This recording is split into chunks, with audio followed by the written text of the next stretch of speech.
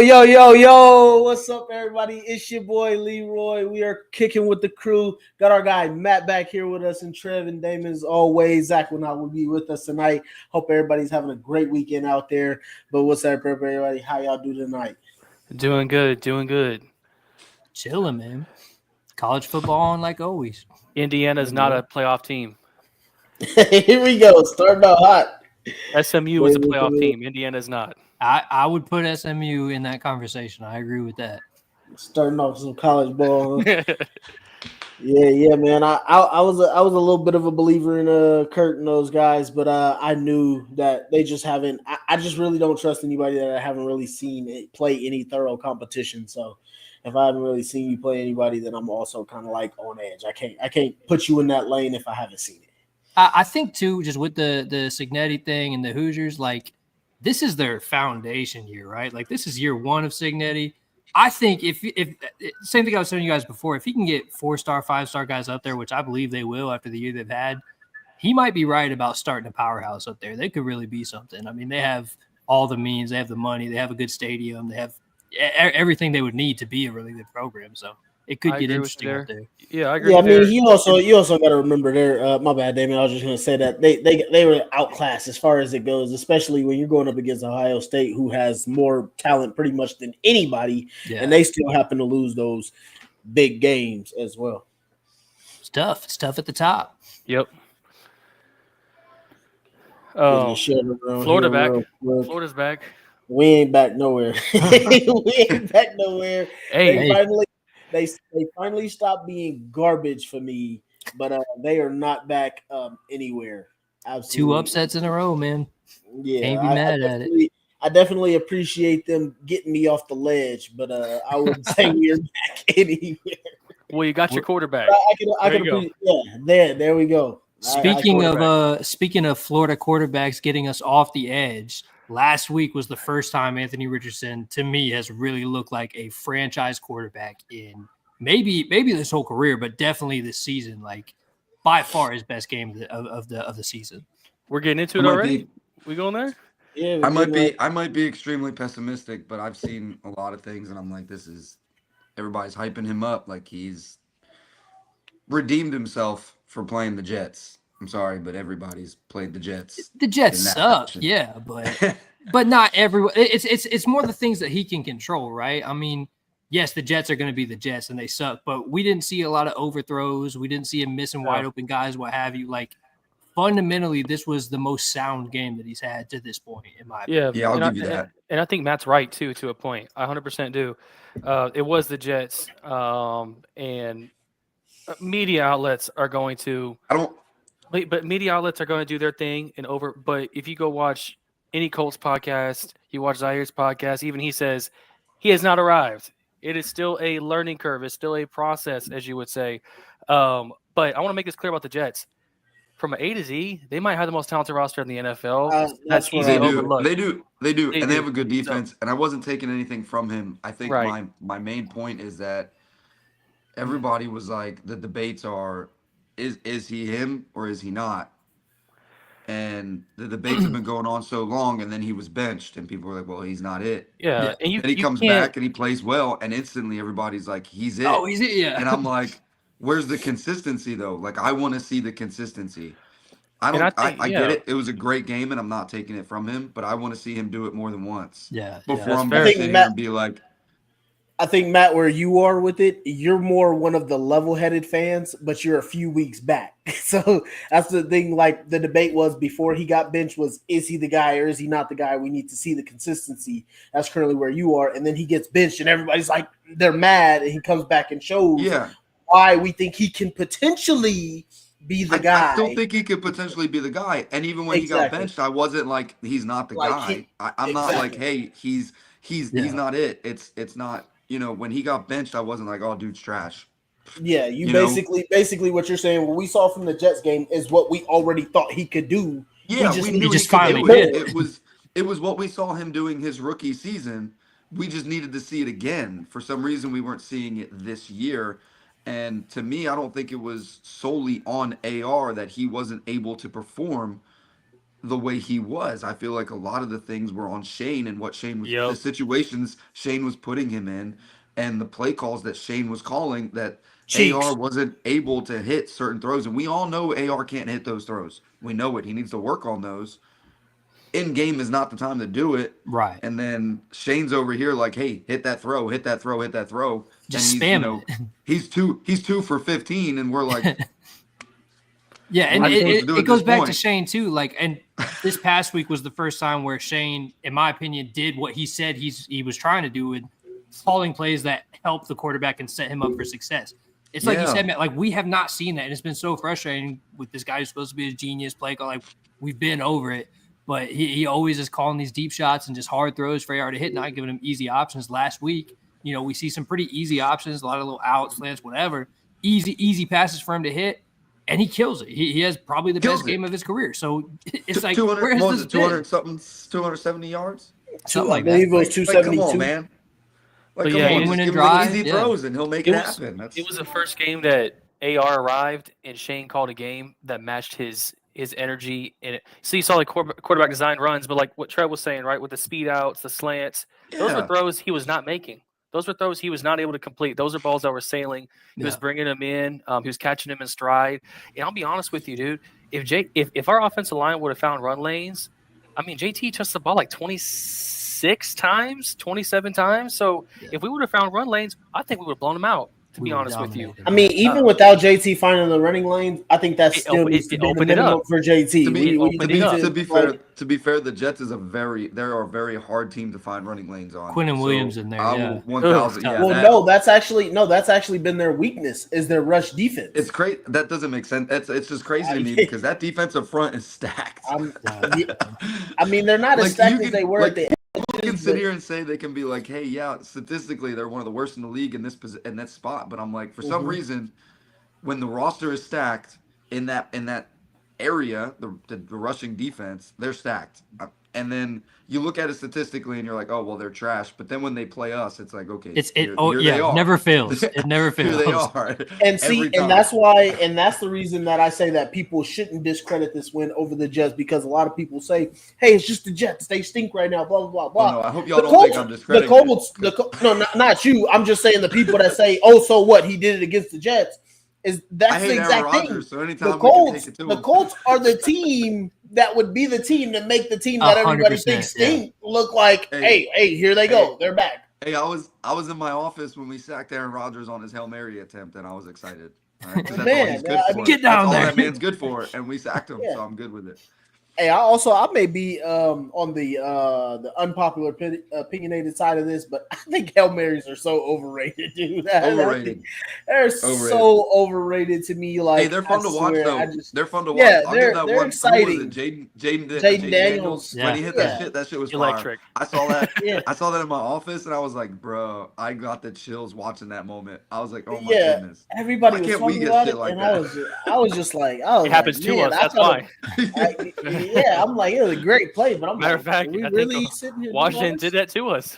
Whenever like I don't want to give credit to the quarterback on those type of plays, because what the receivers have to do to make that play is beyond. Like, I hate that quarterbacks get the credit for a Hail Mary. Like, I want to give most of Aaron Rodgers' Hail Marys, like, you look at Randall Cobb and how he was making those plays, I'm like, why are we just talking about Aaron Rodgers? Look at the back end of that throw. Aaron Rodgers been so great for these. Like, bro, great. How about talking about the receiver? How about talking about Jones that jumped up and made the catch over 5 people?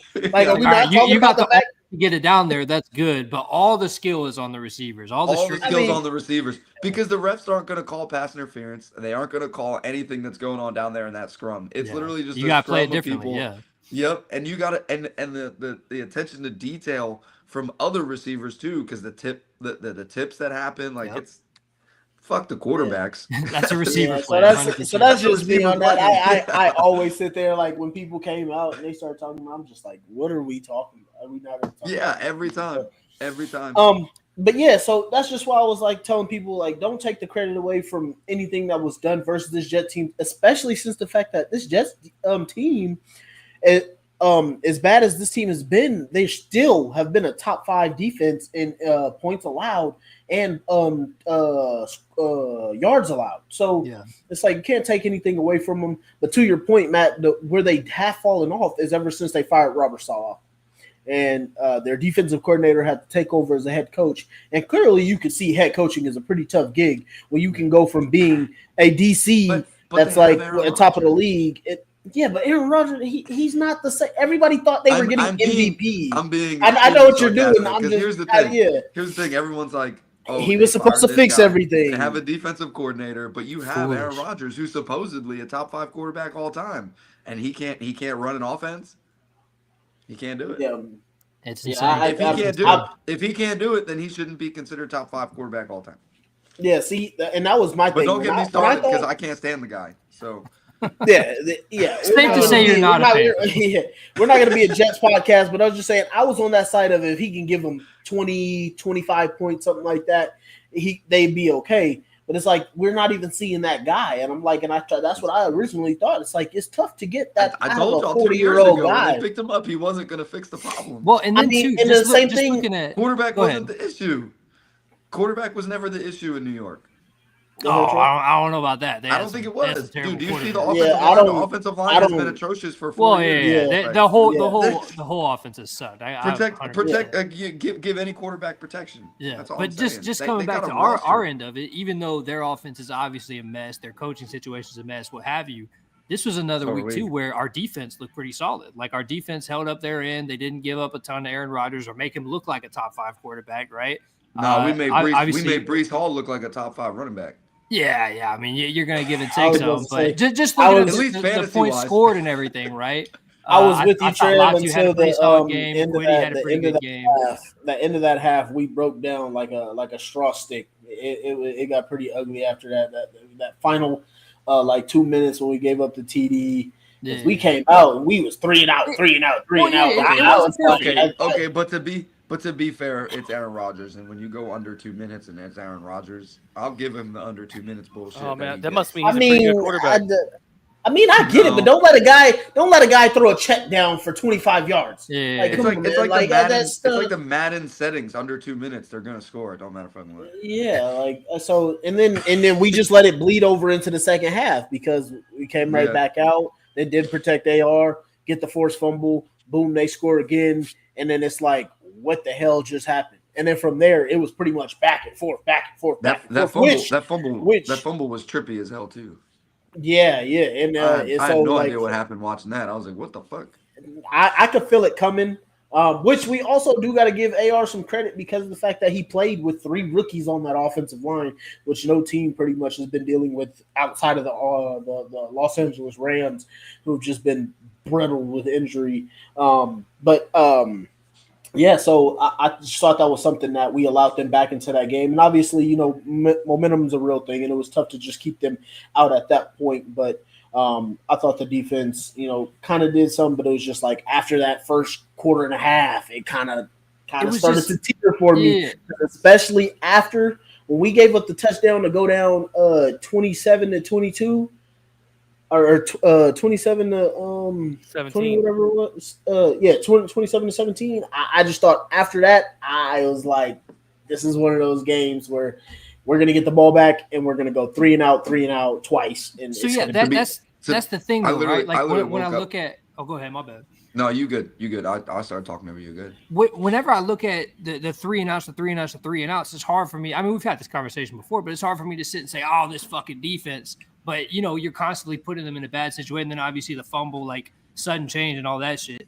That's just a tough situation for a defense to be in. So I kind of give them half blame for when they get scored on shit like that. Because it's like, yes, we want you to stop them. But when you just constantly put them in bad situations, I have a hard time just sitting here and criticizing the defense over it. You know what I mean? Well, I meant that's what we normally do, not in this game. This game, we didn't do that. AR kept driving. Go ahead, Matt. No, you good. I lost my train. Yeah, that's just what it's all good. Because that's what I meant, Trev. When we did like if you think back, like you remember this, Damon, when the game you went to Houston, when there was times where our defense would play good, we get the ball back, and it was like we had 2 chances in between the 4 minutes and the 2 minutes to go make a drive to win. Yeah. And we went 3 and out, gave the ball right back. Yeah. The defense get another stop. We went 3 and out again. So when I'm watching this game versus the Jets, I'm thinking like, oh man, here we go, bro. We like AR's been playing well to this point too. And I still was thinking to myself, like, we finna go 3 and out. We finna get the Jets the ball back, and we about to lose this damn game. And we driving. AR is cooking out there. I'm like shocked like that I'm not even looking at the same quarterback that we just saw 3 weeks ago. Like, how is this the same dude that was airmailing flare routes to now he's hitting digs over the middle, like just straight right to their chest. There was one throw that I think everyone probably ignored, and I don't remember what. Is it the Kylan Granson? The Kylan Granson? No, one? it wasn't. It wasn't. It was to Mo Alley Cox, and it was like it was just a drag route, but the perfection of the throw. Was that the one late in the game? And Mo it wasn't Cox like a big sliding against the ground. No, it wasn't like a big play. None of that. It was literally just an ordinary play in the middle of the game. And for some reason, that was the play that I was like, "This man's been working." I don't know why it was like, because it was one of the throws that he either would have sailed, he would have thrown at the feet, he would have missed it. But it was such a perfect throw that it was like Mo just kept running. This and was I was just like, It was just such a simple play. Like you're not gonna think of it and be like, "Oh yeah, I know what play you're talking about," because you're gonna have to go back and watch it again and be like, "Okay, I see what Matt's talking about." Because it was one of those plays that was just like, "Oh my goodness," it was just a simple play, and he made it. I thought that about the third down to Josh Downs. That's where I was going to go next. Not where he broke the crazy play, but it was early in the game. Yep. Early in the game, when it was like, if we get a 3 and out here, this might start looking a little bit early.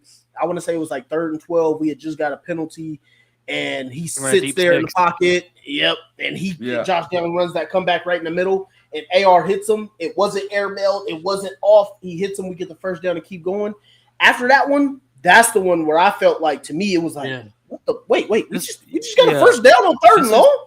This is the first game I saw him use his arm strength the correct way. So cutting his own coverage. So the first throw that he did touch, man. The first throw had touch. Well, yeah, and even if they didn't, it was perfect in between zone coverage. The first one, that one over the middle, Michael Pittman Jr., they're running cover 3 shell. Another one, yep. He sailed the ball behind the linebacker's head in front of Michael Pittman. No one else can make that throw. And then, in my opinion, this is by far his best throw of the game. I mean, anybody can argue it, but last drive of the game, after he throws the one to Alec Pierce, the pump and go, and the cover 4 palms coverage, Downs runs that seam, and he fits that ball into which I think was like a Tampa 2 coverage when that safety stepped up. That ball was insane. You know which one I'm talking about, right? Yeah. That throw, you don't Patrick Mahomes and Josh Allen can make that throw. I don't think anybody else can. The amount of arm strength that took, that was a throw. I watched that throw, and I was like, in person, I was like, whew, okay, we're going to win this game after I saw that, because I was like, you could run the ball from here. Oh, that entire last drive, it was every single snap, every single throw. I'm just like, my God, this dude, like, I know we're saying he hasn't arrived yet, and I agree, but that drive specifically, just watching as a fan, I'm like, we're here, dude. AR's here. Like, it was perfection, but we haven't seen a game-winning drive like that in a minute. Yeah, I mean, like I said, I thought it was vintage Rams last year. Vintage Rams last year. Like Dave Stewart is saying here, AR has shown flashes previously, but he finally had a sound game. That said, we will see the ups and downs. And Dave, see, that's all I've been saying is like, give me the game to be able to defend you against the haters, because this is like, y'all know, I said, like, out of Florida, I said he should stay just for the development of these little nicks and things that you grow through as a quarterback that he never got to experience. The crazy. And then just continuing to play.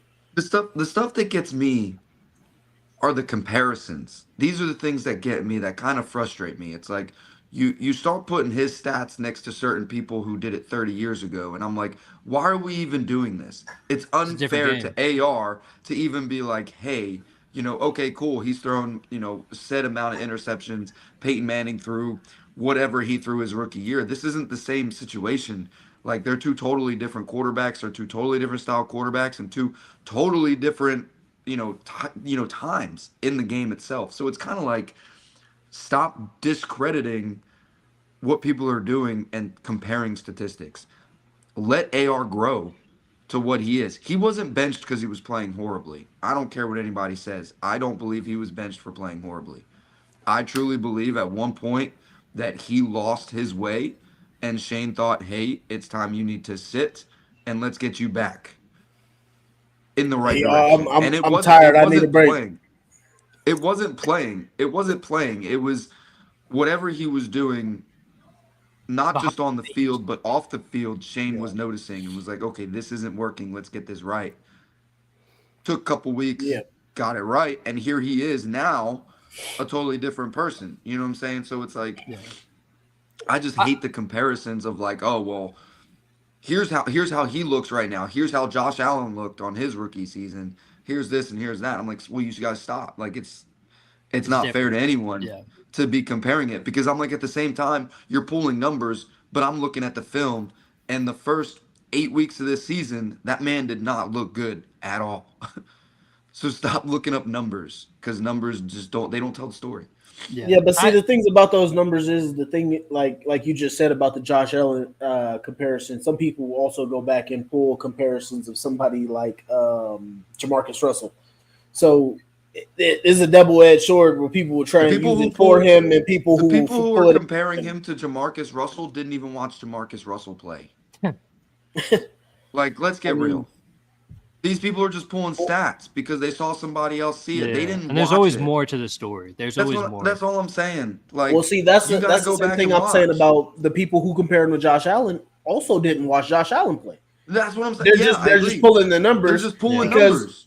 Like I was telling these guys, if you go back to some of the comments when they drafted Josh Allen in his first couple weeks playing, it looked very similar to what we're seeing with the whole AR controversy and stuff like that. So plenty of people just watch some stuff. They see a guy like Josh Allen now playing like an MVP, and they're just like, don't compare anybody to him or anything like that and throw it off. Go ahead, Trev, though. You got to cut off. Well, no, I was just saying, going back to the whole benching situation, because I was here 2 weeks ago on the show, and before that, just saying, like, I was pretty critical of the whole situation, just because I felt like the comments that the staff was making didn't make any sense. They kept talking about this process and the details, and then when they flip around and say, actually, we're going to bring AR back, I'm just like, man, we're not having any consistency as a program. Like, none of it made any sense to me. But I'll tell you what, if whatever process you had going on, whatever it was, if this was just a wake up call for AR to be like, hey, you're not getting the details right, you're not getting this right, you're not working this the right way, whatever it may be, if that couple weeks is all it took, then you know what, I take back everything I said. Clearly, they know more than me. Obviously, they're in the job, right? But if that's all Trev, it took, it was the right move. You definitely own to something there, because if that process really worked for AR the way it does, because like I said, I told y'all, like I thought it was dumb. I mean, I don't know what you could do over 2 weeks that could really change that much. But if the process is working like that, I got a few more people on this roster that we need to process for. Y'all can sit for a couple weeks too. Yeah. But if you look back a couple of years, we did do it to a couple people on this roster. We definitely did. We did it in the DB room.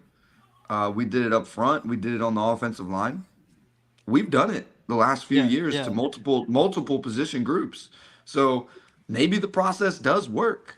I mean, again, I got to see it consistently. I got to see AR come out, and you know what? It's Detroit, so I was just about to say this gonna be. We'll talk about it. But I was gonna say this gonna be a tough game. Dan Campbell's my boy.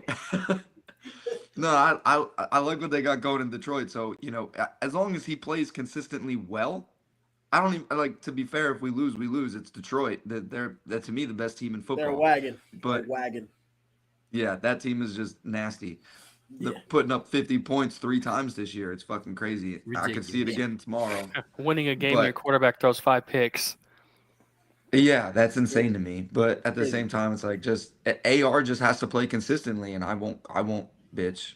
Just don't be weeks 1 through 8 AR. Be what you were against the Jets. If we don't pull out the win, we don't pull out the win, but play well. That's all I care about. I don't even expect to see that kind of consistency, because the way he played there, if he was to keep that up, this whole trajectory that I thought, I thought after 10 games, we would see exactly what we saw versus the Jets. But like that, for that level to keep trending up, I could see a little bit of trending back. What I expect to see is the consistency and the fact that people were saying he's working this way. He's putting in X amount of work. And then to continue to see the maturity. No more of the playing dead and shit like that. No more of that stuff. Like immaturity stuff. That's what I expect to see trending up, because I think that his games like he had last Sunday, I think can continue. And again, this Detroit defense, I mean, I don't necessarily say their defense is over the top that good. Their defense is not necessarily the thing that keeps them going, especially with Aiden Hutchinson being out, but they are getting Zadarius Smith back here pretty soon. But it's that offense and what they can piece together at a time, and then their defense creating turnovers and stuff. So even Dan Campbell spoke on it. But the thing is, just like, I just want to see, like Matt said, that consistency. I just want to see the areas, because I don't expect to see that from game to game. Now, I don't want to see it go from what we saw on Sunday, being able to hit those over routes, the deep ball that he had to Pierce, the short stuff. You know, that's still it was still a little off there, but I mean, we're expecting that. But I want to see that be a little bit more consistent, like Matt said. I don't want to see it drop back to the 44%. The 2 for 15s. I don't want to see it go back to that level. Like, you found it. You found what works there. Stay locked in like the way you did. And I mean, it's gonna work for you. And just to take it one step further too, what I want to see as far as consistency wise is what we saw from Shane. Like we said earlier, that was the best called game of the season. And again, like Damon was saying earlier, it would have been even better if we got the running lanes, right? So what we can't have is when we're down, because we're going to be down again, probably especially tomorrow. Like, it's going to be a tough game. But when we're down, we can't just revert back to what we did the first 8 weeks, where we're just chucking and praying to God that, you know, AR can hit Alec Pierce for a 70-yard bomb. We can't do it. If it happens once, cool. But we can't just, you know, call Madden plays, ask coach 4 verts every play. We can't go back to that kind of offense. We've seen it doesn't work. It doesn't set AR up. So if the biggest thing for me is seeing consistency from Shane at this point, because we know the ability is there for AR. So Shane has to consistently do what he said he's going to do and help AR out in that manner. 4 verts, baby. So many times. Good God. I want to get into this while we're on this topic, because I just wanted to know what y'all thought about kind of how the media went this week with Pat, Zaire. Okay, Colts real quick. in general. Before we get in that real quick, David, let me jump these comments real quick, and then we're gonna go straight to that topic. David saying here, you can see that he was in his head in the Houston game. It was crashing down on him at that point. David's also staying here in the Houston game. There were drops, but if you look at the passes, they were very slightly late. I think he was trying to put too much on some throws, but because previously he was being told he had to get the touch on throws. Nathan is saying here, AR looked more poised last week than he did all year. So absolutely, poised and confident. Yeah, everything looked like he was prepared. He was ready. He was confident. He felt like and looked like he could make any throw on the field. We saw it last Sunday. But Damon's jumping in here, getting us to the topic that we pretty much saw the beef. I'm pretty sure everybody saw it and whatnot. Damon's talking about the media going from Pat McAfee responding to Zaire Franklin, EJ Speeds, and the Trenches podcast show. What is their that? comments on What is that? I literally heard about it. Okay, so yeah, I was gonna say I'll let Damon finish. I was just trying to set it off for you. I'm not on Facebook, but I've heard about it, and it's all good. Yeah. I'm gonna give you all the tea. I got you. Yeah. But yeah, so Damon wanted us to get into that. So I'll let him finish off where he was going about the reaction to the media. Well, how about you start off with kind of explain the situation? Okay. The situation. If you want to start maybe from so I'm gonna start it back. AR, that'd be perfect. No, I'm gonna start it back all the way from Jump Street for you, Matt. So this may take me a little bit of time, but I'm gonna try and get it as fast. What is this, the 1980s? I'm gonna grab a drink while you do this. Yeah, go ahead. So basically, what all of us were talking about was Anthony Richardson, what he was doing, how he was playing. Is it capable in the NFL to keep up with? The guy was completing 44% of his passes. He had more turnovers than touchdowns. He wasn't playing good. He looked like a rookie. He looked like he was panicking at times maybe. And then everybody wanted to say, well, this is stuff he'll grow from. Then all of a sudden it was like, hey, but we're still kind of winning here. So what's the big problem? Then you got Joe Flacco there who has to come in for Anthony Richardson when he goes out with the with his hip. Terribly. When with the hip. He actually came out good in that game. Or no, not the hip. What was it? It was a God damn it, what was it? I missed the first injury that he had. He came out. Joe Flacco had to play against the Jacksonville Jaguars. We dropped 34 points in that game, and now we spark controversy. You got quarterback completing 44% of his passes. You got quarterback completing about 70 to 80% of his passes. Should we go to Joe Flacco? Why should we go back to AR? Joe Flacco's playing better. He's the better quarterback. Then AR comes back versus the Pittsburgh Steelers. Boom. AR's balling. He gets hurt. Flacco comes back again. Now Anthony Richardson has to miss a couple games. So basically at this point, Pat McAfee is on the show. He's like, let's go with Flacco. Let's go with Flacco. Flacco's been playing better. He's the more veteran guy. AR can learn from him. But we got the mixes from the fans, from him, from everybody. Division game on the line, we get to Houston. AR is back. He's playing. Next thing you know, AR makes this crazy play, throwing a defensive tackle off of him. He's tired as hell. He taps out of a game.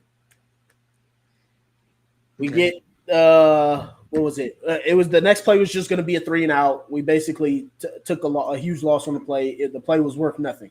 But the fact that he tapped out. Next drive, he comes back, leads a touchdown. Nobody said anything about that, mentioned it. The media asked, hey, Anthony Richardson, what happened on that play where you tapped out? Were you hurt? Were you tired? Like, what was going on with that play? I'm not going to lie to y'all. I was feeling tired. I ran around, shook your guy off me. I was just tired. I saw the conference. Yeah. Boom. It explodes from there. Pat McAfee. Yeah, we have never seen this. We have never seen this in the NFL before. This has never been done. You can't tap out as a quarterback. But he wasn't the only one saying it. That's the crazy part. Exactly. Yeah. So, but the problem AR was getting called out from all different types of shows I'd never even seen before. Like, they came out of the woodworks. So there were shows I'd never even heard of that were popping up on my phone that were just like, AR is tired. And I'm like, what the fuck is this? So Zaire specifically was pointing at him because he's supposed to be the loudest for us. But the thing is Pat, when he came back out, he was like, hey, look, you can't really do this. Maybe he'll learn from it, blah, blah, blah. The media asked Shane Steichen, is Anthony Richardson your quarterback going forward? Right now, he is, yes. Next thing you know, he's benched. Boom. Pat McAfee, let's go with Joe Flacco. They benched AR. This is a learning lesson for him. Joe Flacco gives us the best chance to win. This is Shane Steichen's words. As someone who pays for these suites, I'm tired of watching it's awful football. Let's go with Joe. It was awful, to be fair. Let's go with Flacco. But I want to add here, too, while you're telling the story. Zaire and Pat are on the exact same page at this point. Yes. They are. Yes. So they don't necessarily agree. They're both pissed off that we're losing. They want to win. Pat actually likes Zaire. He thinks he's a good leader. He's leading the league in tackles. Now, we get to the Joe Flacco game versus the Minnesota Vikings. Flacco stinks it up. Terrible. Now, this next week, Pat McAfee comes out and says, hey, look, I was wrong. Joe Flacco ain't playing no better. I don't know. I thought the benching would have been good for Anthony Richardson. Thought this could have been a learning lesson from him, but he's not learning anything from what he's seeing from Joe Flacco. So let's go ahead. Let's get the way back to Anthony Richardson. Let's go all in. Let's get him back out there. Darius Butler is saying the same thing. Let's start Flacco. He stinks. Okay, let's get AR back in there. Joe Flacco plays for another week. It's terrible. Now, the reason Zaire got so upset about it is because of the media and everybody asking questions. And mind you, Pat McAfee has had Anthony Richardson and Joe Flacco on his show and thought Flacco could be the guy that led the Browns to the playoffs, even though everybody ignored his TD to interception ratio. And so once AR comes back, he has his huge game. Now, the Pat McAfee show is all, hey, let's go, Anthony Richardson, let's go. They're back on his train, the AR train. Zaire Franklin does not like that. Look, you guys are the national media. You guys are out here telling people, hey, because this guy is tapping out, he's not playing well right now. He's a bust. He's not good. He's not the guy. We don't know if this is the future. You shouldn't go with him. You jump on the Flacco train. Oh, snap, he stinks too. Now you try and hop back on this train. He's basically saying, you didn't defend our young guy. I'm the OG in this locker room now. I'm defending my young guy here. Like, you guys need to stay on that side if that's what y'all wanted to do. Like, you guys sat here and downed him. Don't try and come back on this side now that he had a good game. And just like Damon's name says, he has not arrived. So he may have another bad game is basically what he's saying. But the point is he's saying, we got his back in this locker room. You either have his back or you don't. Stay on that side regardless of whatever you think you want to be. Pat McAfee doesn't really like that. Takes this as kind of like a slap in the face. Like, look, I won with this team. I won with my team in college. Zaire, you sucked in college. Your team went 4-8. His team record, his college team record on the screen. Wasn't a good record. Wasn't a good one. Popped up his team record. Your locker room is horrible, unprofessional. Y'all are betting on really games. Doing it the right way. You guys had guys gambling. You guys had people quitting on the team. You guys don't work hard enough. And these aren't things that Pat McAfee's saying. These are things that are coming out of your guys' locker room. And Zaire Franklin also said to that we need to keep the vultures out of our locker room, which we haven't done a good job of. But at the point still stands, he was saying he was having his guys back, and pretty much that's where we are today. A lot of lore there, dude. If you want my opinion, on it, I personally think Zaire just needs to shut the fuck up because Zaire literally I think Zaire spent all offseason talking shit and hasn't performed to his ability to continue talking, in my opinion. He hasn't. And then at the same time, Pat McAfee's not here to be friendly with the Colts. That's not his job. He is a sports analyst. That's what he does. So he's going to call teams out the way he does. And he doesn't just call out the Colts. He calls out everyone. If you literally watch his show, he's literally talking about everybody. So, but he's a huge Colts fan. So when it comes to him seeing what's going on here, he's not quiet about it. Zaire, yeah, good. Defend your guy. Got it. 1,000%. You have his back in the locker room. But in my opinion, Zaire's not the person to be trying to go back and forth with somebody right now. Because he already did that all offseason, and we got swept. So that's just my opinion on that. I'm kind of on board with you for the most part there as well. Like, first of all, I do like that Zaire has AR's back, supposedly has the team's back. That's 1,000%. Good. He's a captain on the team. That's his role. I've said from the jump, I don't want to hear a fucking thing out of the Trenches podcast if we're a losing football team. That's how I am, bro. I don't care. I don't want to hear the podcast. I don't want to hear that. Like, go get better, bro. But that's just me. I obviously he's gonna do what he's gonna do. But yeah, I just felt like the whole thing was kind of overblown, man. Like, people have to understand too. Pat McAfee is not some.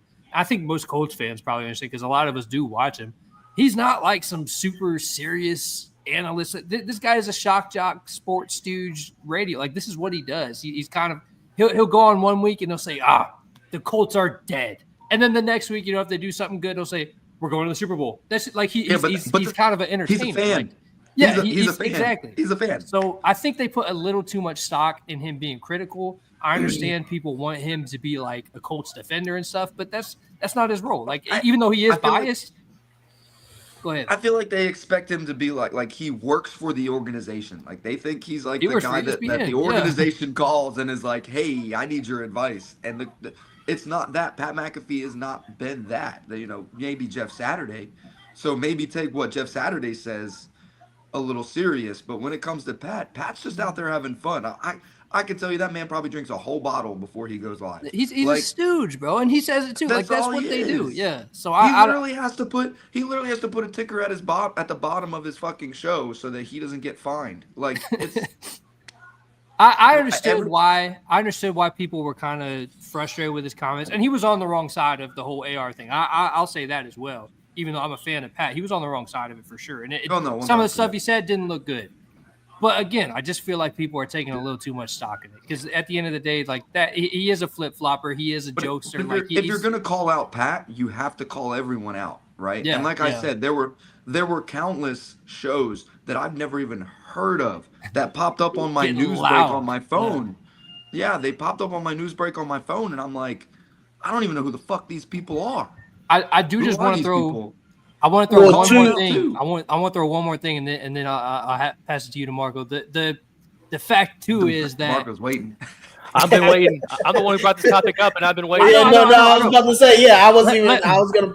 Let me get my last little jab in. Is that ahead, that's not wrong about the fact that it's not a winning team. We haven't been a winning team we come on here every Saturday and we talk about it, so we have to take it with a grain of salt. Last year, baby.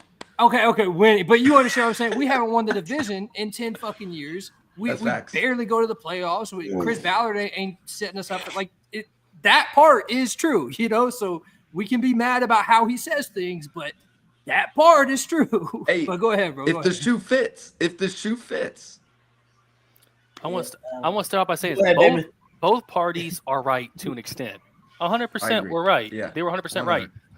What Zaire said I would recommend people actually watch the show and don't watch just the 15-minute YouTube clips, because people are like, oh, Zaire just talks all podcasts about what he's going to do. He has not done that in one podcast. He's not talking he does not do that. It's just people make assumptions of things. They don't watch. Also, Zaire's playing at top 5 linebacker level, and one clip.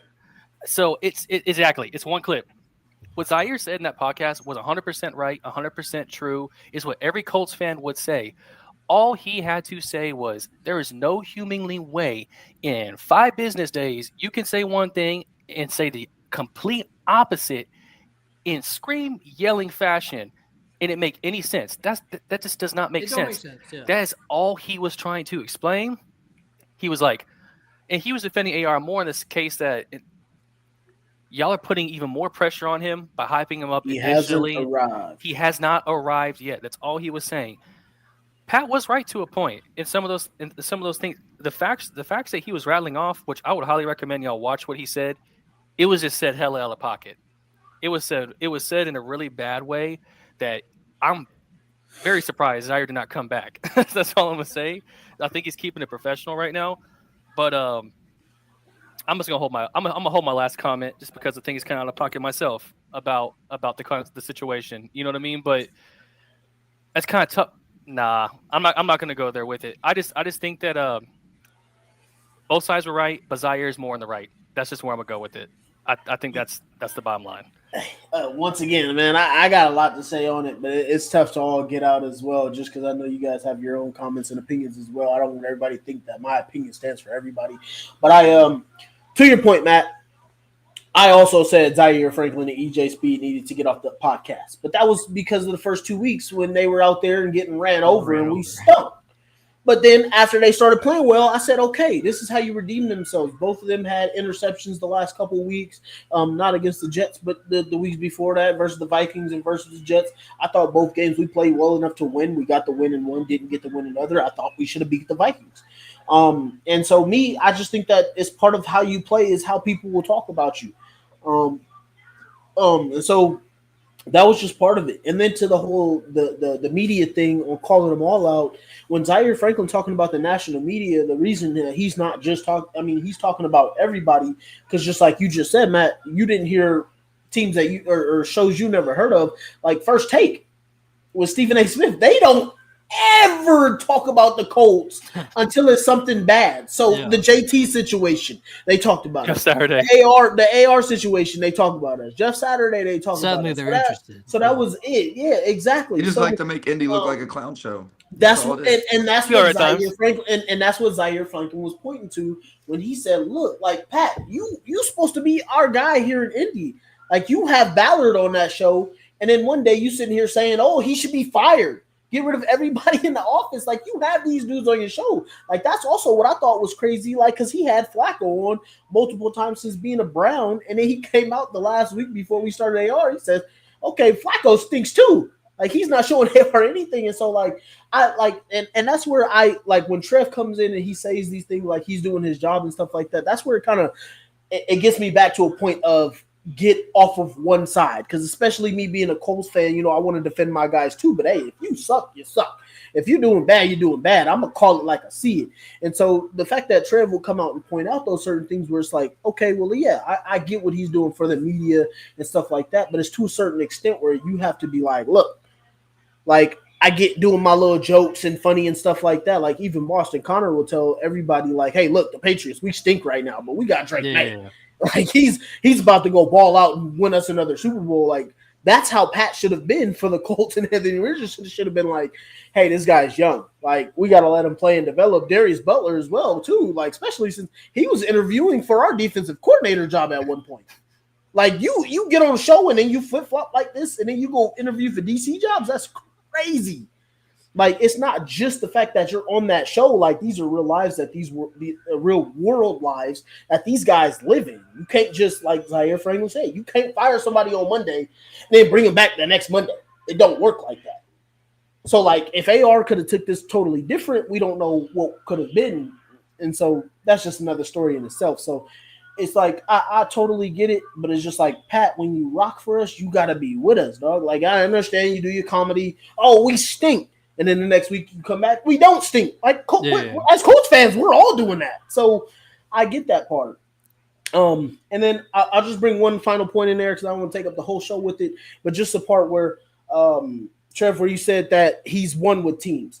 I don't want to hear that for a punter, bro. I'm not going to lie to you. I get it. Damn, I'm just saying. I don't give a damn what you want as a punter. He was on some great West Virginia teams. He came into the league and had Peyton Manning, and then he had Andrew Luck. But let's remember, there was one year in there where Pat McAfee and the Colts went 2-14.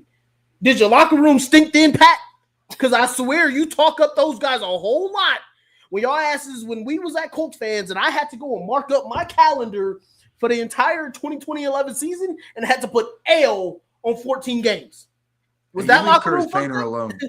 You leave Curtis Painter alone. Hey, and Kerry Collins. Leave Kerry Collins alone. They tried. You see how you say season? I don't remember who else played. Oh gosh, Drew Orlowski. That's it. That's it. I mean, see what I mean? So we gonna defend our guys. So it's like, I understand where Pat is coming from, but it's like, hey, dog, you gotta remember you are a punter here, dog. I don't want to hear about your wins, bro. You didn't account for none of those.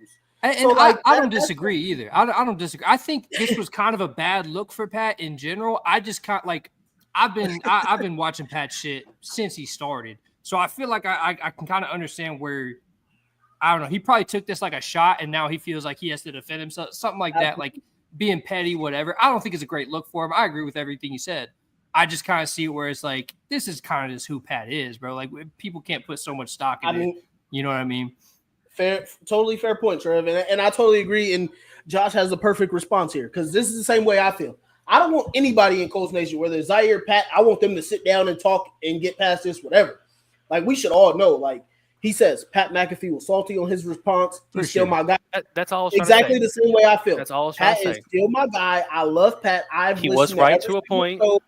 Before and after. Pat has been saying this for years because we've all been saying it. Like, hey, we stink. Why are we going 4-12 one year? Why are we mid one year? Why are we getting rid of Rivers, Wentz? All these guys, like, we've been doing shit that's just been ridiculous. And Pat will even throw some little shade at Jim Irsay every once in a while. So I get it. He's still my guy. It's just, this is just one of those times.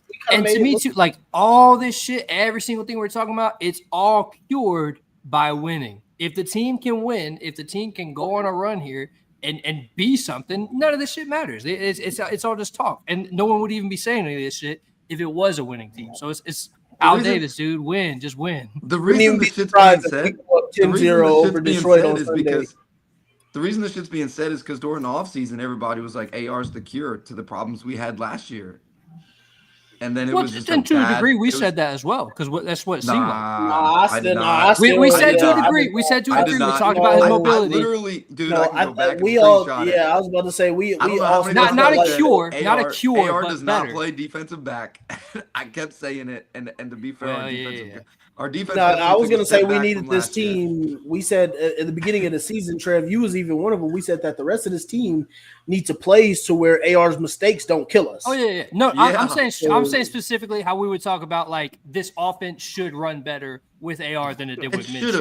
It should have. And now maybe it is. But and many of the people, my guy Dave Stewart in the comments can probably attest to it, or Nathan Commands, the guys who come on every week, they can sit here and say, like I've said multiple times, AR has put a lot of this on himself. So I've never tried to exclude him out of it, just because of the fact that if you got a quarterback, typically you can win in this league. Yeah. So that's what we've always believed, but it takes time, and everybody's not just going to be those overnight winners. But yeah, I was just about to say, like, let us go up 10-0 over Detroit tomorrow. We will see Pat McAfee post the Colts are going to the Super Bowl. Like that's just who he is. So I'm not sitting here saying we need to go all out and just kill him, even though I've been like, hey, my guy, you need to chill on the Colts, bro. Like, because it's like win like, tomorrow and it changes everything. Yeah, because it's like look at the Colts differently. And plus, it's like a totally different thing. Because they'll probably make excuses for Detroit. They'll say Detroit lost the game. We already know, but we'll know. The game. We didn't win it. They lost it. Yeah. Actually, matter of fact, on First Take, who was it? The girl Elle Duncan and Cam Newton both picked us as two teams that could upset the Detroit Lions. So it wouldn't be a total surprise to anybody. But yeah, it's just one of those things where it happens. It's like, it's like totally different from us being fans with not a million followers sit here and be like, man, my team, the Colts, we stink this week. We stink right now. Pat McAfee says it. The whole world thinks we stink. Yeah. That's where Zaire Franklin was saying, be responsible with your platform because we don't get a lot of light in Indy. Yeah. Let's be real. If you look at like when you watch all these other shows, which I do because when I'm at work, I've got AFN, so all these different shows I've never seen before. It's weird. They're talking about teams that stink all the time, and I'll be fair, Indy is never even brought up. Pat McAfee's probably the only show that talks about Indy on the regular.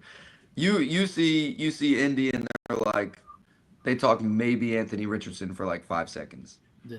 For like 5 seconds, and that's it. And it's like. Maybe fantasy football wise, they talk about like Jonathan Taylor or Josh Downs or something, but there's no other platform that even discusses Indy except for when AR got benched, or not even when he got benched. It was when the dude said, "I'm tired." Then he just became platform famous, and every platform had to have their fucking comments. And it's like because people were going to make money off of it. That's what. But you notice everyone's been quiet, except I'll give Cam Newton credit because Cam Newton talked about the game this past week. But everyone has been pretty quiet about Anthony Richardson popping off this last week.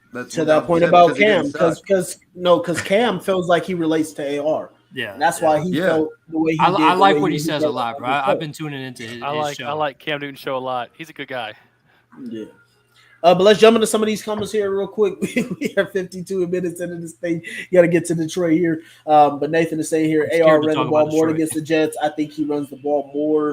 It was definitely Dave Stewart says an oblique injury. I can't remember. I can't remember why it was some time in between there. I can't remember who he got hurt against. He got hurt. Can't remember which game he got hurt before that oblique injury though, because he had a game out and then came back. So I can't remember which one that was, Dave. Tennessee.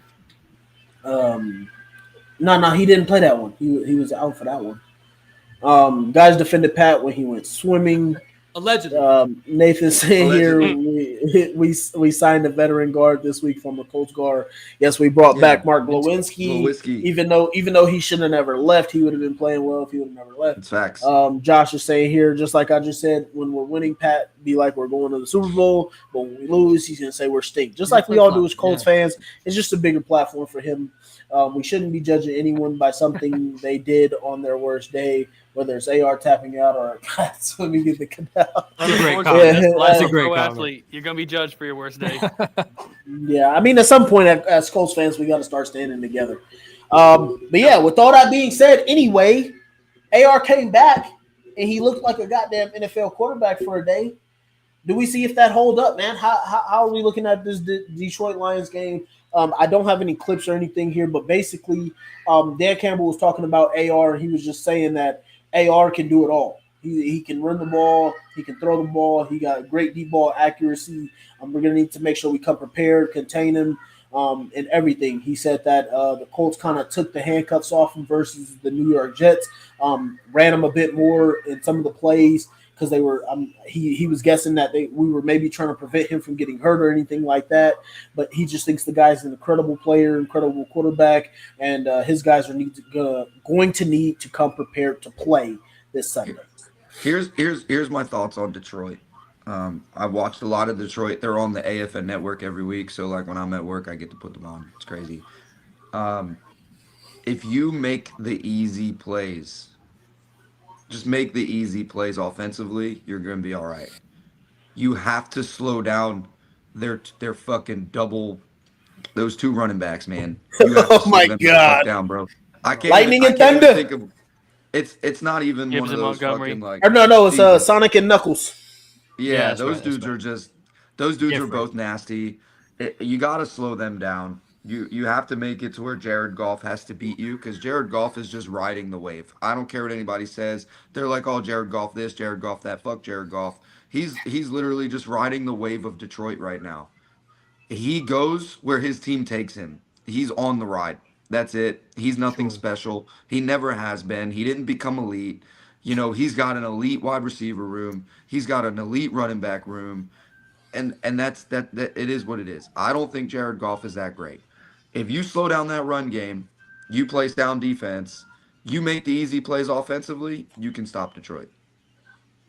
It's just a lot to get to that point. Like it's much easier said than done. It is. You know? Man, Matt can't get it. Killing my guy.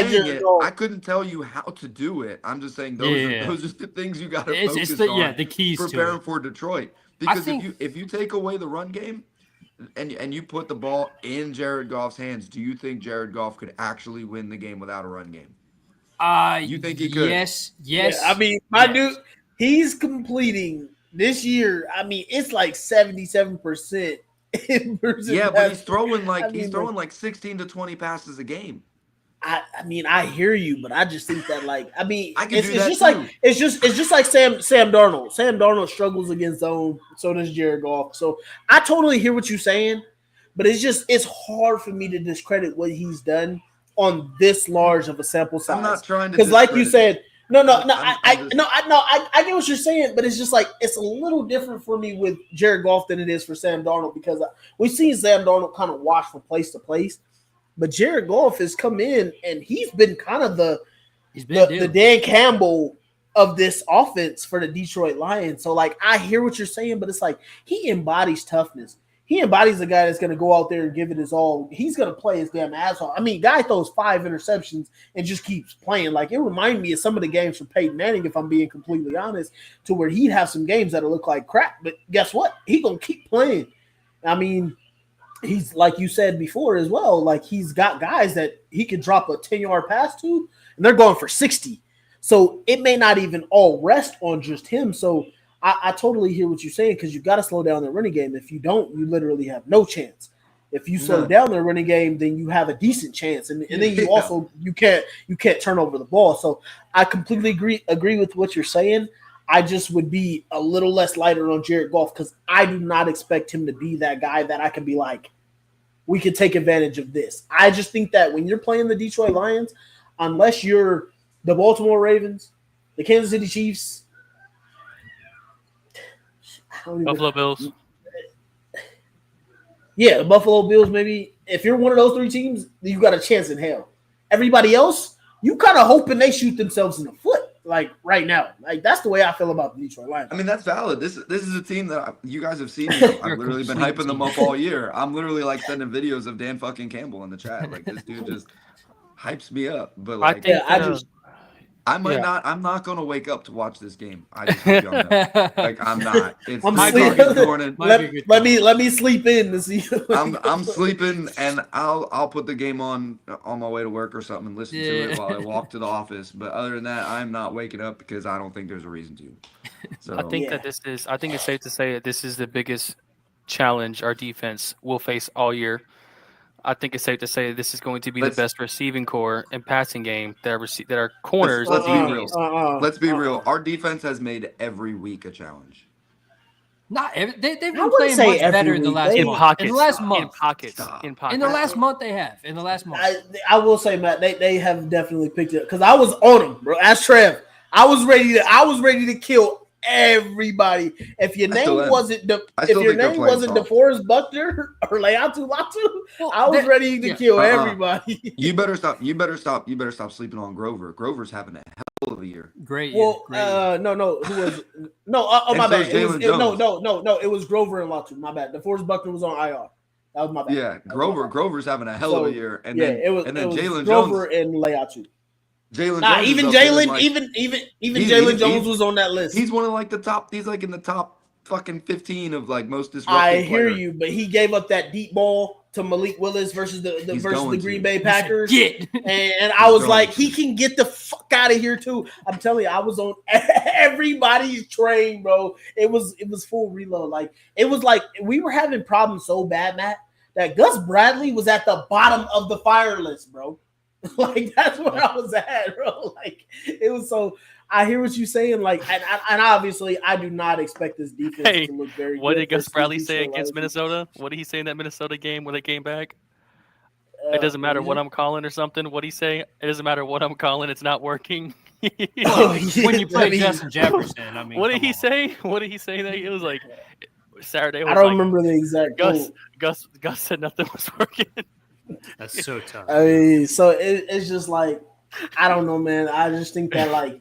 This is one of those teams where you're playing, you run into a wagon, and it's kind of just like, I need my guys to fight.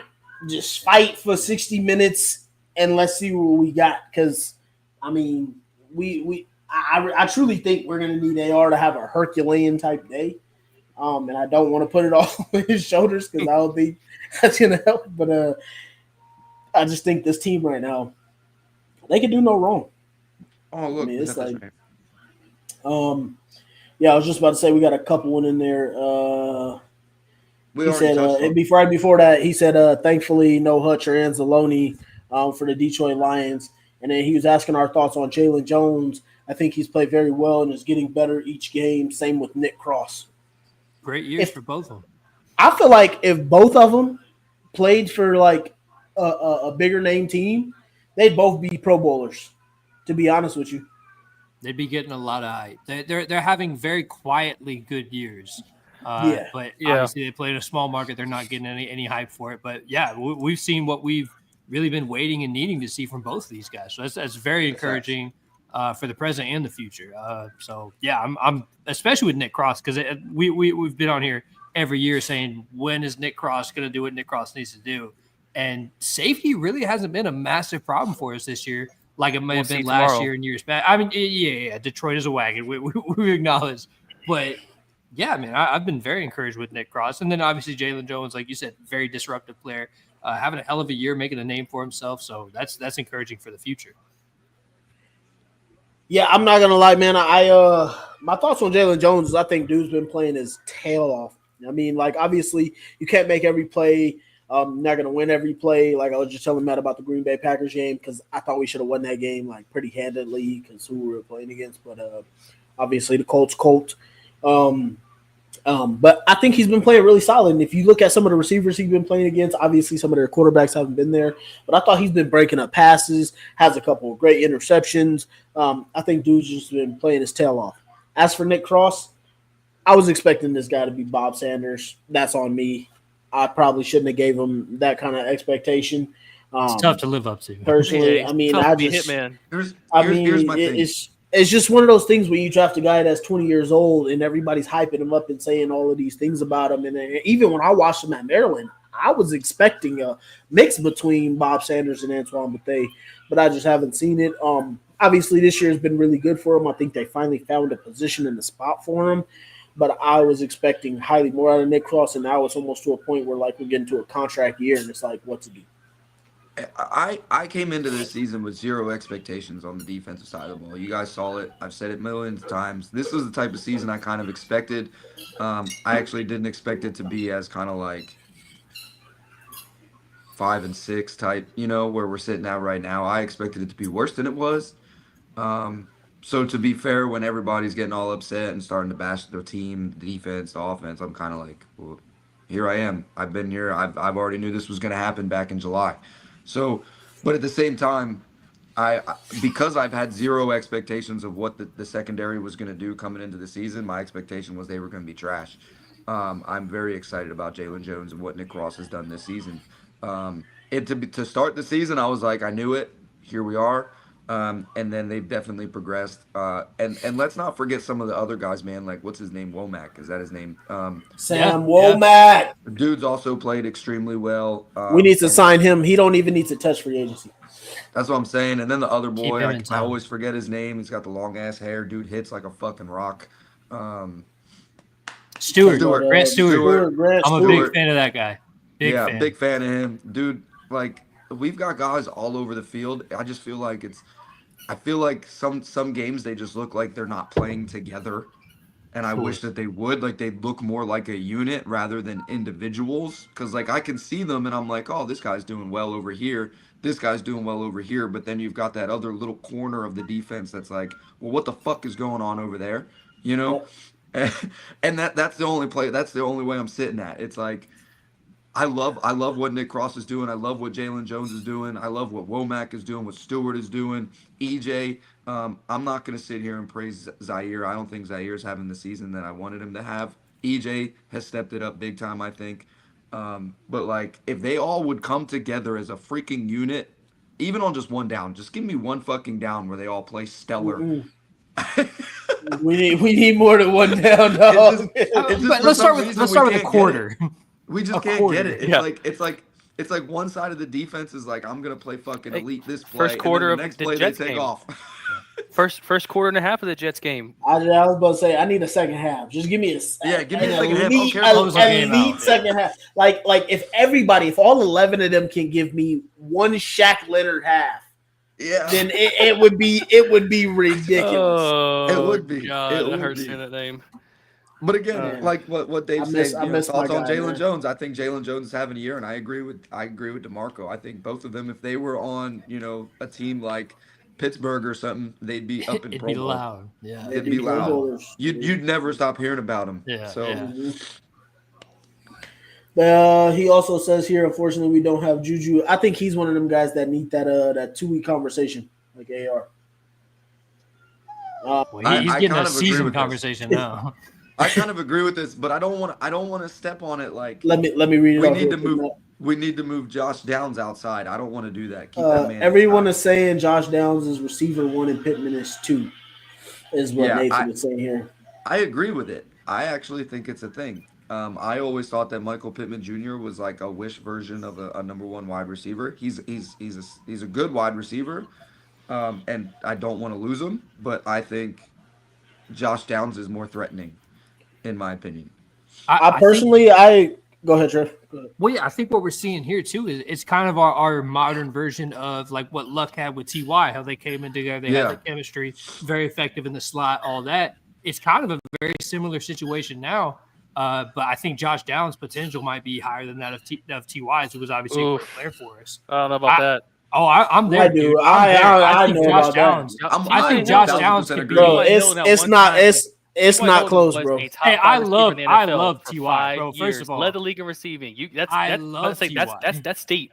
That is very steep. And I mean it. So I mean it when I talk about a top receiver. I'm not sleeping on Ty. He was one of my favorites. Hey, I'm telling you right now. That's how good I think Josh Downs can be. If Andrew Luck was Josh Downs QB1 for 5 years, Josh Downs would be probably one of the best you ever see.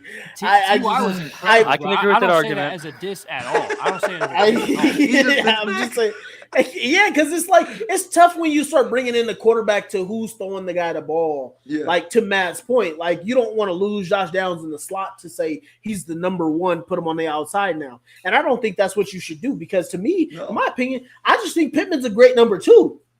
Leave it at that. I mean, I agree. That's leave it there. And also to me with Pittman, I don't think Pittman can do any wrong. If the Colts want to give Pittman a lifetime contract, I don't care. This guy shows toughness, leadership, stability. Like anything you want to say about Pittman, you can say whatever you want. Just don't call him a number 1 receiver. I just don't think, he's going to be that guy to be there every time. But anything else, Pittman can do no wrong in my eyes. This guy's playing on damn near the back that I'm playing on right now. And mine's ain't his. So, like, I love Pittman and everything he embodies. But like Matt said, I just don't think, like, if you call him your number 1, all that means is just that's your most targeted, reliable guy. I like what Trevor's saying, though. That's all that should mean. I like what Trevor's saying 100%. But, like, Downs being in the slot or being that third option, I think is what makes him so special and so beneficial to the offense, to our offense, is because you have to respect Michael Pittman Jr. out wide. You have to respect the speed at having Pierce out there out wide. So I think that where they have Downs is the best place for him, in my opinion. I think that his play style, it gets him open in the zone. It gets him most favorable matchups against outside linebackers at times or safeties having to play down the box. So I think that works out best for his play style. And that's just how I see it. And it comes back to, we spoke about this in preseason about what role each wide receiver is going to play and what have you and all this stuff, right? I think Colts fans have this tendency, because we were so spoiled with Marv and with Reggie, the like great outside receivers, where when we see a guy with some talent, we want to say, oh, make him the number one. And what we mean is put him on the outside. That's not how the game works these days, though. Like, let guys play in the roles they're most effective in. Alec Pierce is most effective on these deep crossing routes and shit like that. Cool. Let him do that. Josh Downs so effective in the slot. Cool. Let him do that. Pittman effective inside the numbers and going outside. Cool. Let each guy play in the role that they're in, and we're going to get the best effects from everybody. There's no reason that just because Josh Downs is so talented, which he is, and he has the talent of what you would consider a number one wide receiver, you don't need to change the role in the offense. Still let him play in the slot, and he's going to be Antonio Brown, bro. He's going to be the best slot receiver in the league and then some. Like, let him continue to dominate in that role, and we'll see that. I do got to say I kind of disagree there just because of the fact that I seen where these comments are coming from, Trev. And many people aren't necessarily saying moving. They're just saying Josh Downs is the best receiver on the team. I'm with that. I'm speaking of the ones that are. I think that's more so what this comment is coming from. Just kind of trying to defend the everyone comment, and I don't think it's necessarily moving him outside. I think they're basically just saying Josh Downs is the best receiver you got. He gets open. He creates separation. He's always there. That's your best receiver on the team. I think that's more so what the comment is coming from, rather than just moving outside. And for what it's worth, too, he is just ridiculously clutch, dude. I mean, you talk about every third down or fourth down conversions that we have to get, and we're looking for a guy to make the play. It seems like Josh Downs is there every single time, and he's pulling it in. You don't have to worry about drops. You don't have to worry, like, he is making the play when you need the play made. So it's just more to his credit, man. I'm over the moon with this guy. I think he's going to be a superstar. Yeah, Dave Stewart saying here, as Matt says, Detroit game, we need to hit the layup so AR doesn't have to be Hercules. I personally, the reason I don't really think the layups are going to matter too much is because the Jacksonville Jaguars just did this last week. That game was close. That game was close until like after the first quarter, and Mac Jones wasn't necessarily playing too bad. And then all of a sudden, there was I believe it was a strip sack fumble. And then after that, it was over. Detroit just couldn't be stopped. And I mean, they were scoring at the same time. They got the ball. It was touchdown, kneel down. Yeah. We need the layups, and not only do we need these layups, we need to just play mistake-free football. Like has to be mistake-free fucking football. Like I think for some, and this is going to sound crazy, I think Detroit is probably one of the best teams we've seen probably in like 10 years, in my opinion. That's not crazy. That's not far off. It could be the last 2 decades even. Like, there's no way for me to be like, I can't be like, hey, this is how you beat this team. Right? We've come on this show and we've given our points. We've given our has to, we have to do key this, matchups. We have to do that. Yeah. Our key points. Me and DeMarco used to do it all the time. This is one of those games where if me and DeMarco talked about it and we're like, hey, let's do keys, I wouldn't have one because there just isn't anything. Like, sure, I can sit here and I can be like, hey, slow down the run. Just slow it down.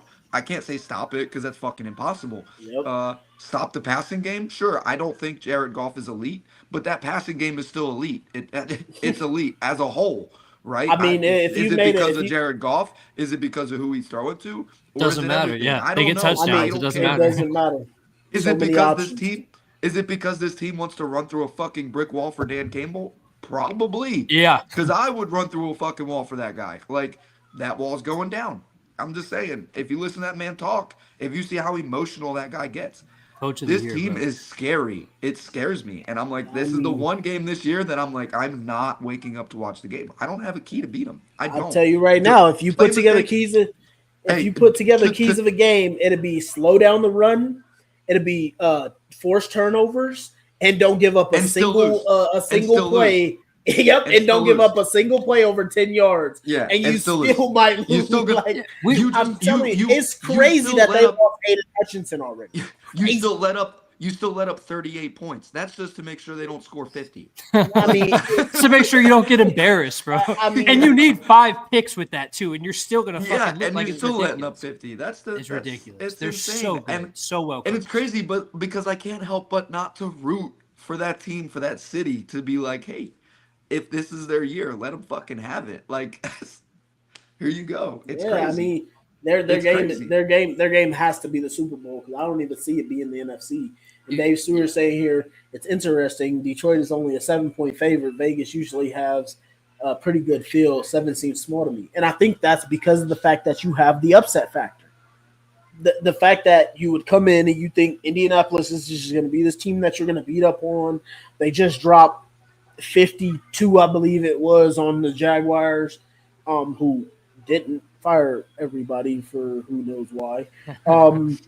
But yeah, I mean, I think it's just one of those games. We're always one of those teams that kind of surprise people, which that's why it totally doesn't shock me that Vegas has this line. And like I said, like I just think it's going to be a tough one for all of the Colts fans to watch. But it would not like totally surprise me if the Colts came out and surprised us. Yeah, I will say this, like just to shift gears a little bit from the Detroit Love Fest. If I was a Detroit fan and I'm looking at this game, I'm a little bit nervous. Not that the Colts are so great, but it's the classic makings of a trap game, right? Like we just blew out a team, fucking bent them over, did whatever we wanted to them, and now we're going to the next team that suddenly has a little bit of buzz. Like so, you would expect them to roll.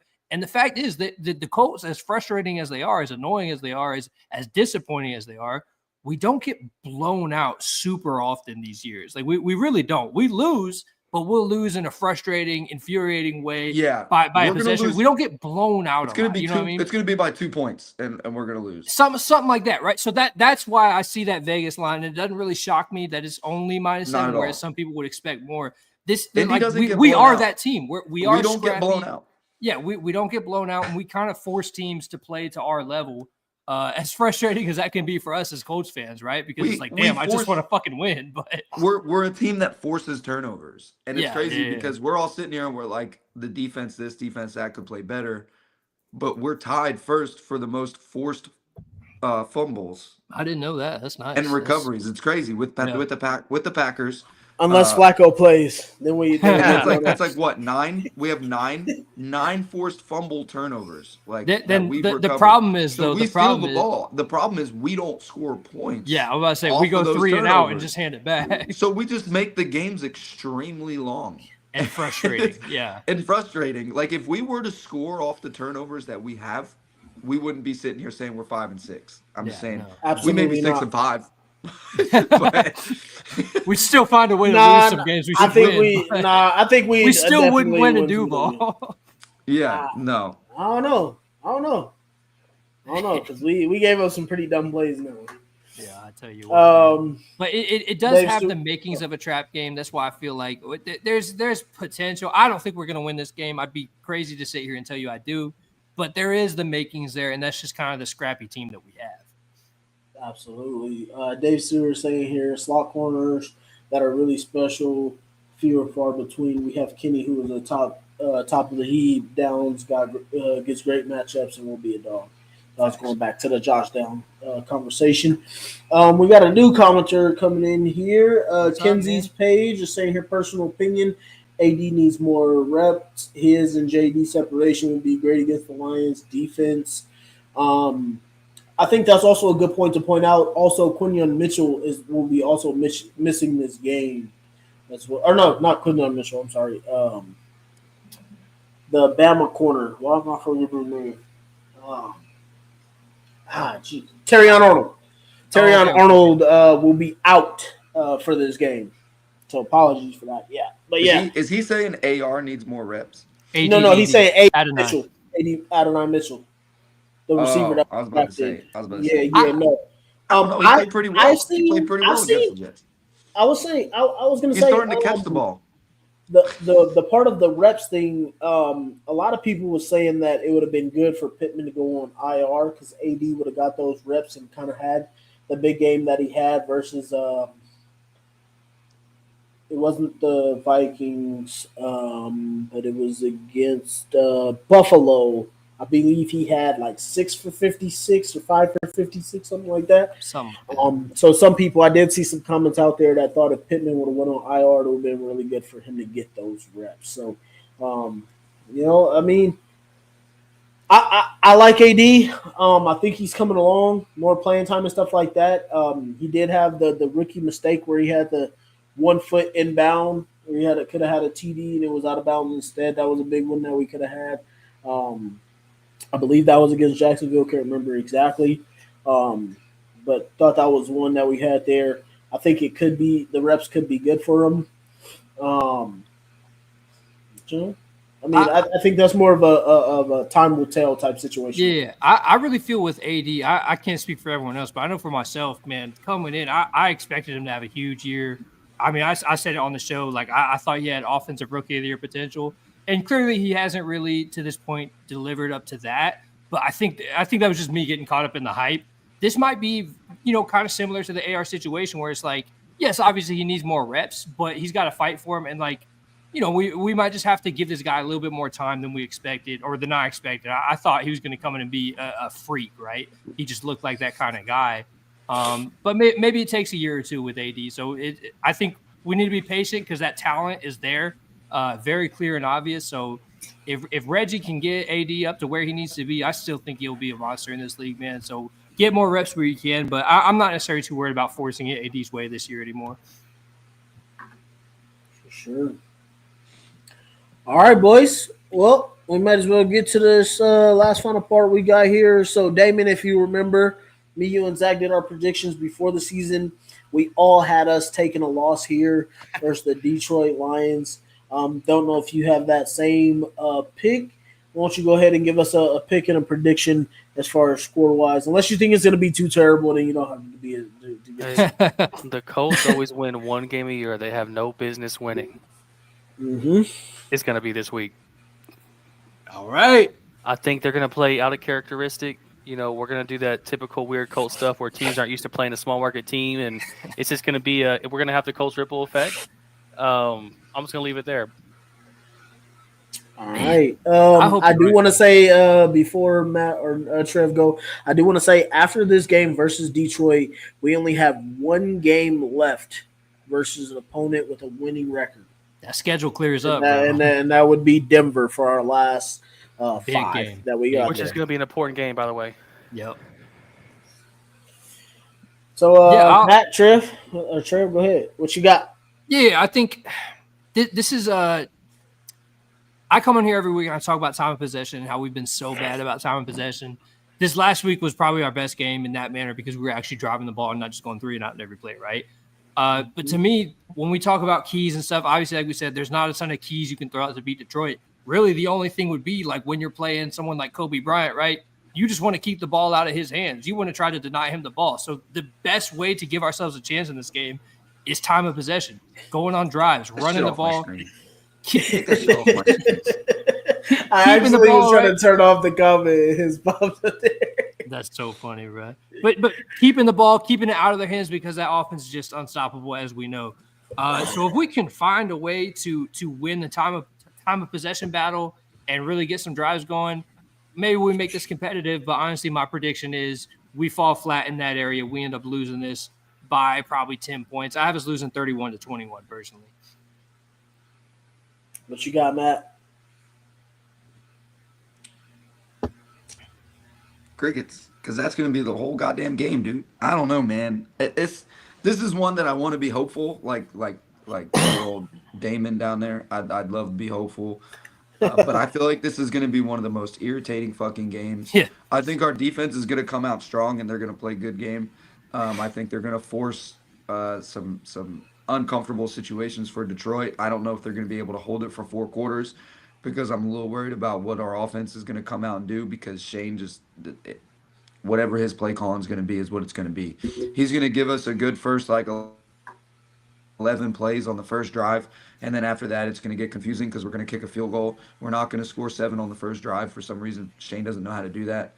And then after that, it's just going to be all downhill. And we're going to be excited because of that first drive. And then after that, it's going to be just stagnant. And I really feel like we're going to lose this game 17-10. Something so low and stupid. and it's going to be frustrating. It's going to be a long game. I'm not excited. As long as they don't drop 50 on us, I'm okay. Yeah. Just don't drop 50, bro. I'm gonna wake up just in time for the fourth quarter for work, and I'm gonna check the score, and then I'm gonna go to work, and I'm gonna run my platoon 6 miles, and that's just what it's gonna be. There you go. Yeah, man. Before I go real quick, I just want to bring this comment back up here because I've said it in our chat. I've said it on some pages, and I'll be honest here. You guys are our fans. You know, you guys come to watch us and chat with us and stuff like that. So I will be honest. I was wrong about Brock Bowers, but I still stand on my stance that you don't draft a tight end at 15th overall. But I do got to say, if we were to take him, I would not be upset anymore. I was definitely wrong. One time I would have been wrong. Dude is definitely good. I don't know about, we definitely wouldn't be undefeated, but I definitely was wrong about that type of talent there at 15. So worst hairline in the league, but he's a dog. I mean, he looked like a grown ass man. That's why. That's why. But yeah, I got to stick with my prediction, man. I'm picking us to lose here. It ain't the end of the world, Colts fans. I got us losing 38-27. I think we'll, kind of do some things to kind of hang around for a little bit with their defense. But I just think their offense is going to be too much for us. You know, we may have a mistake in here or there, whether it be offense or defense. But I just think that I think this is just one of those teams on the record. Like, I have my prediction up here. I had us at about 4 or 5 losses. I just think this is one of those teams where the better team just gets us on the better day. So I do believe in any given Sunday we can make it happen. So I would say don't be too down about this one, but this is not one that I would expect us to win. Yeah, 100%. Not at all. We'll see, though. We'll see. That's why they play. Paul Nelson is saying here, love you guys. If AR stays laser focused, we can keep it close. Absolutely agree. Appreciate that, bro. Is he a Sarge? Who we talking Matt, about? talking about you, bro, running your platoon. Probably me.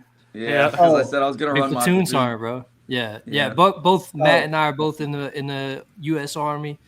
He's a platoon sergeant. I'm a little sergeant, but yeah, man. They hate me come Monday mornings, man. They do. They hate you when the Colts lose. Huh? No, you can blame Shane Steichen for this. We won last week, and I still took them on a 6-mile run. They don't. They it's can't good for the keep soul. up, He it's says it's also at a 7.5 minute mile pace, and they can't keep up. You're a Colts fan man. Antoine is also saying here he's a veteran as well. He missed it. Hell yeah, bro. Hell yeah. Hell yeah. I'm not getting out till they force me out. All right. Paul Nelson says, surprise us, Indy. We can do it, man. We always hopeful for it. I think that'll do it for us here, folks. Appreciate everybody who came through tonight. Love having all my guys back, man. I wish Zach could have been here with us, man. Yeah. Working overtime, bro. He's working overtime. Working. Shout out Zach.